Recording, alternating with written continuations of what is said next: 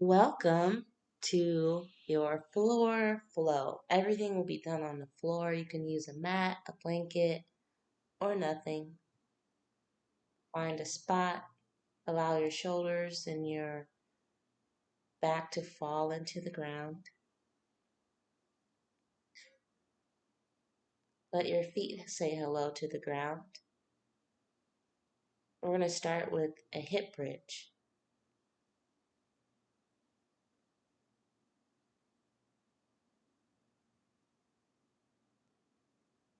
Still saying hi to the ground.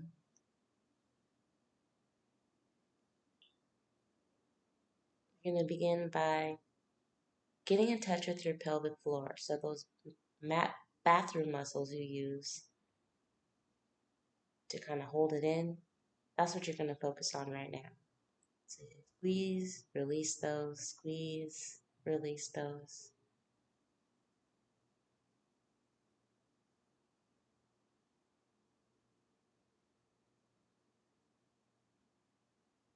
As you breathe, let your rib cage expand.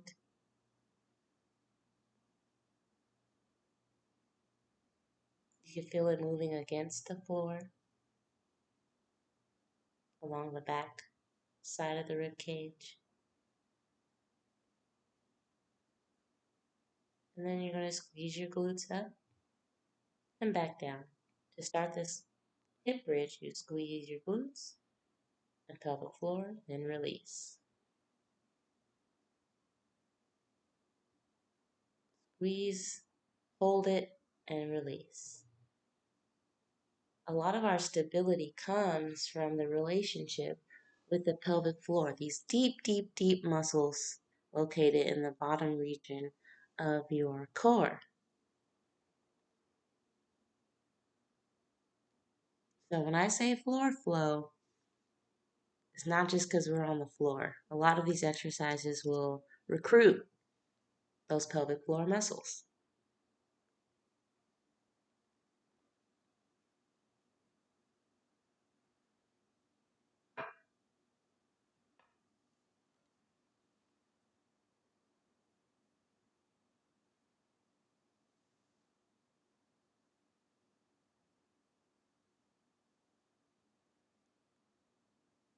Now we're going to reach. So you're going to turn whatever way you're going to reach, and your arm's going to follow through. So your sternum, which is your chest, your front of your chest, is going to roll and reach, arm follow through. Turn your sternum toward the right or left, and then arm follows through. So you're going to hip bridge, reach, arm follows through. Hip bridge, reach, arm follows through. So you can release the hip bridge before each turn if you'd like, before each reach, or you can keep isolating the hip bridge, really holding on to that pelvic floor. So think about sternum, then shoulder, then arm. Remember, this is your floor flow. You do not have to go as fast as I'm going or as slow as I'm going. My hope is that you can use this video as a reference for yourself, but also find time for your own flow. Move how you feel like you need to move. Next, I'm going to adjust myself. So we're going to go into this crab kind of position. Your bottom's on the floor, your hands are behind you, and you can rotate your fingers either way, either towards your feet or away from your feet. But same thing now, you're going to squeeze your glutes to come up. However far up you come is fine. And then release. Again, this is accessing the pelvic floor. It's also accessing the back of your core. So when we talk about the core, often we think of what? The abs. But that includes the back too, because you are a 3D organism. So as you come into this bridge position, remember that your back muscles are working to keep you up in that position. So acknowledge them as well as your glutes before you hit the ground again.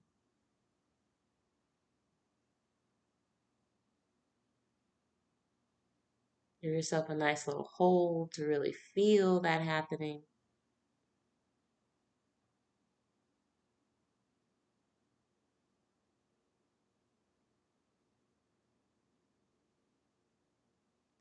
Now we're going to do some hip circles. So you're going to take your whatever leg, right or left, and you're going to make the biggest circle you can going out. So you're going to start up and then go out. Big, big, big circle. You can point or flex your toes. So you can point your toes toward the sky or you can flex your toes toward your face. Either way. You can even play with it at different times and see what it feels like. Take your time on these circles. They're not fast. You want to feel the full rotation. While you're doing these circles, try to keep the rest of your body as still as you can, so your hips aren't moving too much. And pause. Now we're going to do the same thing, but we're going to make the circles smaller. So we just made a big old hula hoop. Now we're making like a large pizza or a vinyl record. This is going to feel a little different. Again, you're going to keep the rest of your body as still as you can and relax. All right. We're going to go for the tiny, tiniest circle, like drawing a little Cheerio or a bead or something. Really small, using your big toe or your heels, whether you're pointing or flexing your foot, to draw a tiny circle from the hips. Remember, the hips are doing all the work here.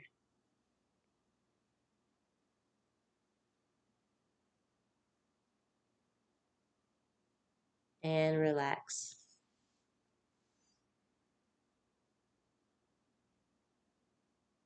Okay, now we're going to make big circle again. This time we're going to go the opposite way. So before we started by going out, this time we're going to go in first and then come around that way. So let your leg fall in towards your midline, towards your other leg, and come around. So we're drawing the big hula hoop, big circle.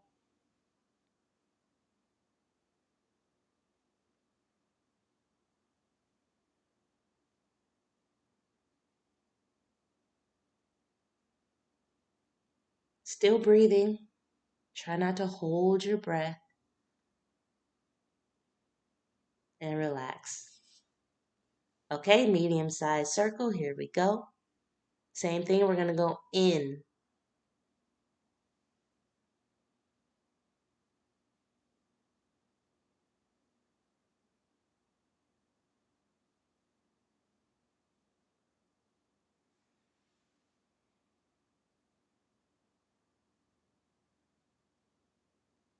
So you're going to start going in towards the midline. And now you're going to draw little tiny circles.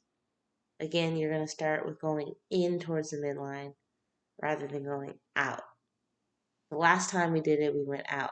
I think I just switched directions just now because I was going out instead of in.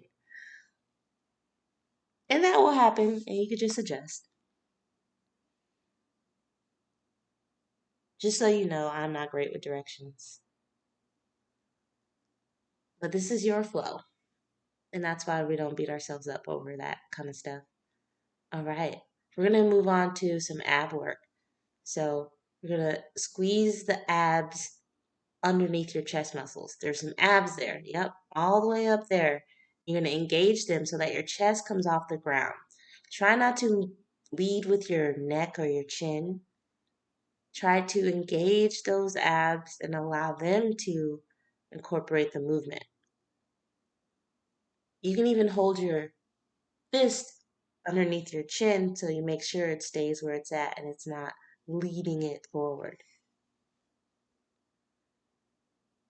Okay? And relax. We're going to go into some leg lifts. So straighten your legs as much as you can. You can also bend them at the knees as an option.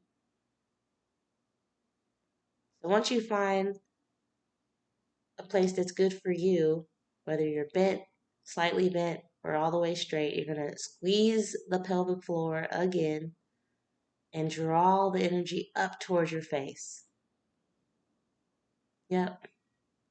Draw the energy up towards your face. So you're not using your legs to lift your legs. You're using your pelvic floor and your lower core area to lift the legs off the ground. And then when you release it, your legs fall. You can do it single leg, one leg at a time as well. That's an option.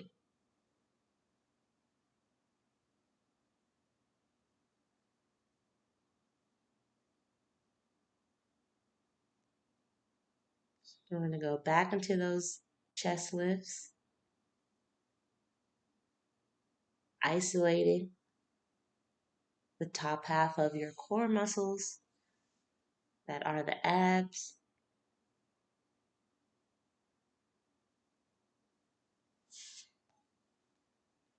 Then we're going to go back into the leg lifts. As you do your leg lift, make sure your back is stable so your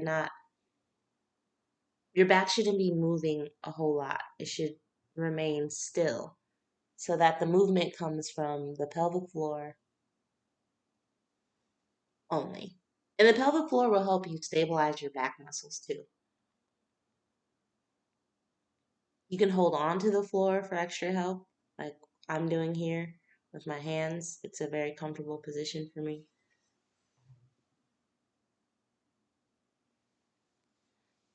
If I were you, I would refrain from putting my hands underneath my back. I know a lot of people do that for support, but you're not helping your back get stronger unless you have some sort of injury or anything, then you know what to do for your body.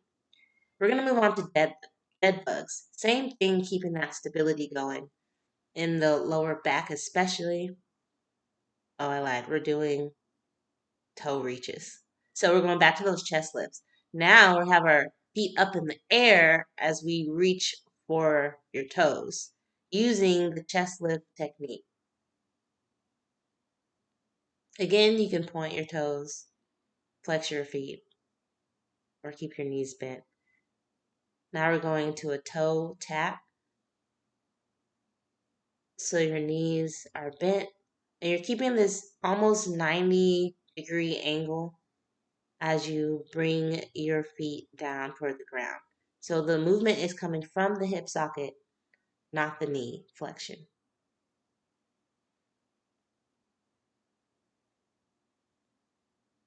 Okay, we're moving on to that other leg for the hip circle. So whatever you didn't do, do the opposite leg. We're going to make those big hula hoop circles, either pointing or flexing your toes. You can play with both. You're going to start dropping your foot out to the side. Big circle. Out to the side, keeping your torso still. And the other butt cheek is going to stay on the ground as much as you can.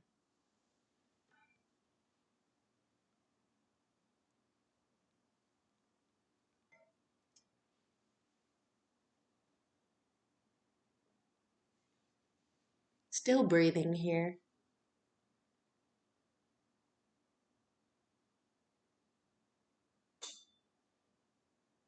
And relax. Now we're going for that medium size circle, that vinyl size circle. Taking the leg out to the side.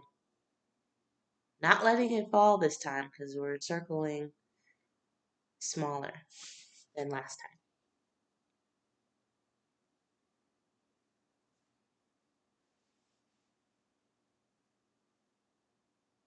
And relax.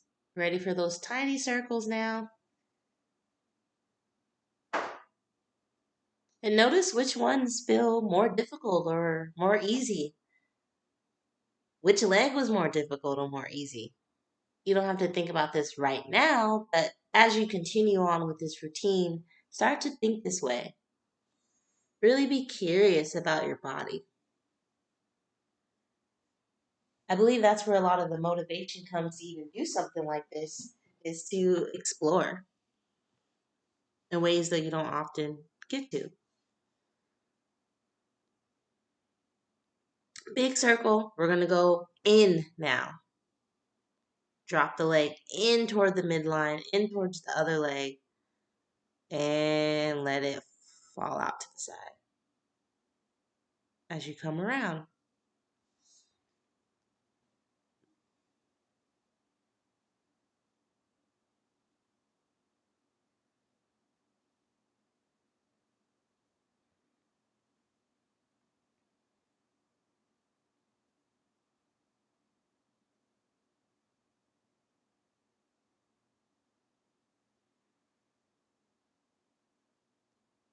And relax. We got medium right here, medium side circle coming up. Again, that leg is going to come in towards the midline.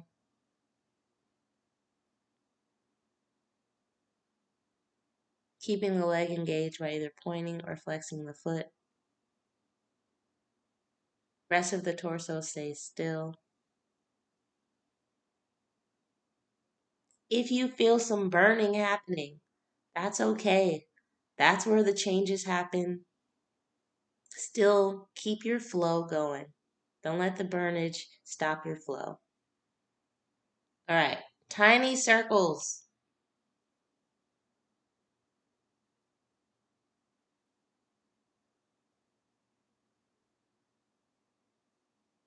You see how long it took me to prepare to move? That's okay. Take your time. Get your alignment. Get your breath. No one's rushing you. This is the time where no one can rush you, not even you. I hope. And relax. Use some windshield wipers to kind of loosen up the back. You can hug your knees, loosen up the back. There's different ways to kind of get a little bit of mobility in here before we go into the dead bug. Now we're doing the dead bug. So this incorporates your whole entire core for sure. You can bend the knee or keep them straight. You're going to extend one leg out, the opposite arm goes out above your head. And then bring it back together. Take your time, it requires a bit of coordination, but you got this because that's why we practice.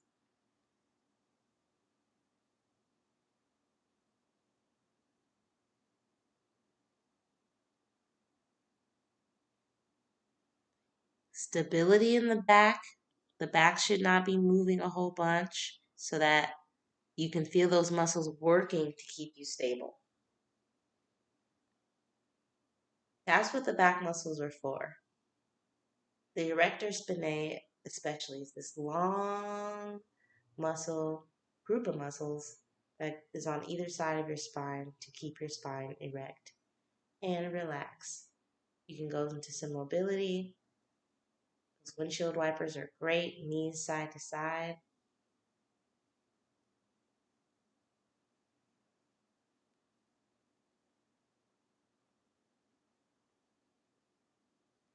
Legs up.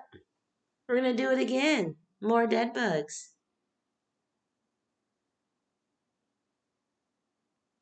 This time, you can take your time with them and hold it a little longer just to feel what's actually happening as you perform.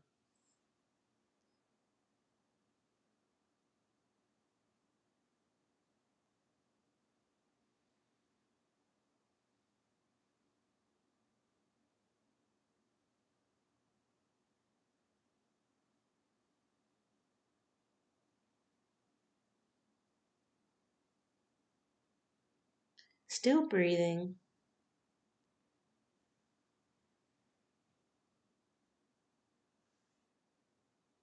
Even and relax.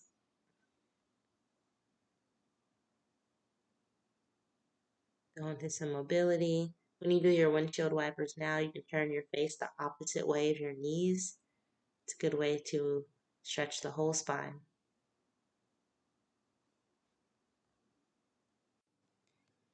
And here we're going to start engaging the abs on the sides of the body. So you notice I'm wiggling from side to side, bringing your elbow and shoulders down to your hips and knees.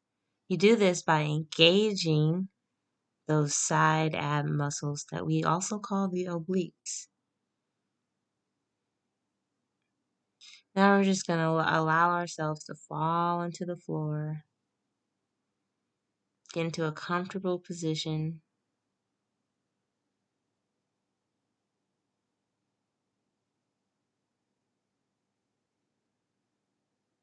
Feel your breath expand in your rib cage and allow that expansion in your hips as well. Imagine your hips are expanding with each inhalation.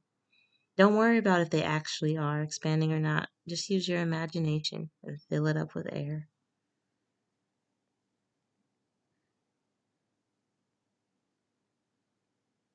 You can lie here as long as you'd like, as long as you have time for. You can also pause it and be finished. If you fall asleep on accident, it's okay. The more you do this, I'm going to actually get a book to put underneath my head so that my head can stay a little more neutral. And I'll go over this more in depth later. So you can do the same thing, grab a small book and see if there's any difference for you. Okay? This was your floor flow. This is for anyone who feels like they don't want to work out, but they still want to feel connected to their bodies, get some movement in. It's a great time to take a break or to get something started or to close something out. It's a nice transition tool. Thank you, and I'll see you next time.